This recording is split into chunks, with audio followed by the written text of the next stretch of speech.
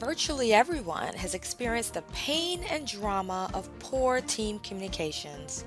As a corporate trainer, I've worked with many teams, helping them enhance their communications and ultimately improve team results. Here are just a few of the most common mistakes I've seen teams make, along with a few recommendations to help your team communicate more effectively. Mistake number one: failing to customize communication mode to the receiver. Most of us know that there are people who you can email all day, but you're not going to get a response until you actually pick up the phone and call them. Or there are those that hate the phone and much prefer text or instant message. We intuitively know this, but unfortunately, too often we don't think about these preferences. Instead, our natural tendency is to default to our own preferred communication mode as the sender. So if you're someone like me who much prefers email, you're more likely to overuse email. My recommendation: it's more effective to identify each team member's preferred communication mode and consciously use it when you're communicating with them. How do you find out each person's preferred mode? Just ask. Or another great method is the four walls team communication activity. For this activity, just label each wall with a different communication mode: face-to-face, phone, email, and text. Then ask team members to walk to the wall that represents their preferred mode. Then each wall group discusses their preferences in more detail. Mistake number two: overusing email. I love email as much as the next person, but overusing it can definitely cause problems. Instead of defaulting to email for virtually all communications, my recommendation to teams is that they not use email if a communication is either complicated, sensitive, or urgent.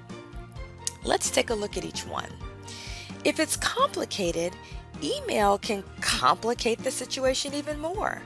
Save yourself some time long term, avoid the email back and forth, and just conduct a face-to-face meeting or even a phone call to discuss the complexities of the issue. Then follow up via email if necessary to confirm. If an issue is sensitive or emotion charged, email is also a poor choice. Oftentimes, people are more put off by how they were communicated with than the actual content of the message.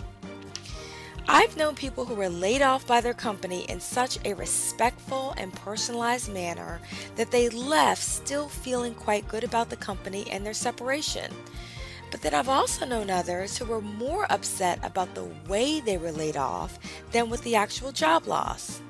One friend in particular told me that they received an email from their company announcing that the company would be conducting random layoffs throughout the summer. So if an employee's login and ID and password no longer worked, they should just pack it up and walk to the end of the hall where HR would be waiting. Yikes! That is the professional equivalent of being broken up with on a post-it. Finally, if the issue is time sensitive, relying on email is dangerous at best. Call, text, or instant message to alert the person to the issue immediately so they have an opportunity to address it in a timely manner. Mistake number three: vague action items. Have you ever experienced what I call meeting deja vu? This is where you're in a meeting or discussion and an issue is raised and someone says they'll follow up on it, then the discussion moves to another topic. Then, a few days or weeks later, the same group assembles and the same issue is raised, and someone on the team scratches their head and says, "Hey, didn't we talk about that last month? Wasn't somebody supposed to get that information and send it out to the team?" So what happens is the same issues, instead of being resolved, keep getting recycled through various discussions, meetings, and conference calls. The problem is that action items must be actively managed to be effective. Once an item is identified that requires follow-up, it should be defined as follows with these three components: task, owner, and due date. First, document the task with a specific verb that defines the action. It may read, email the vendor shortlist to the team. Secondly, identify a clear owner and get verbal confirmation from them that they accept the action item. And then finally, you want to ask the owner to propose the due date.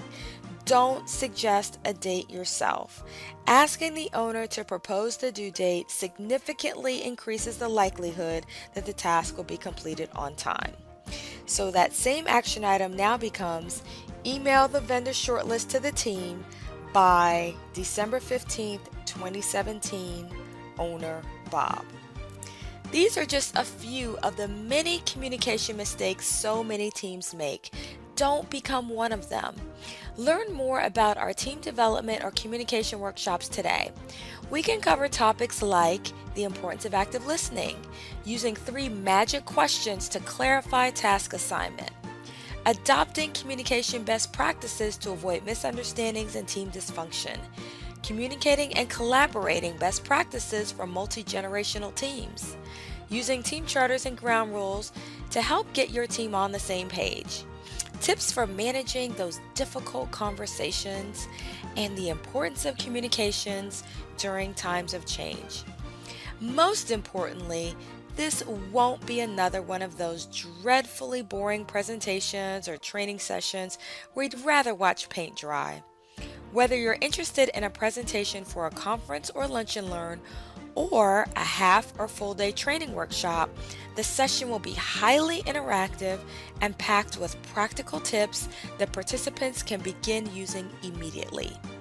Contact us today at info@professionalismmatters.com or 678-777-7188.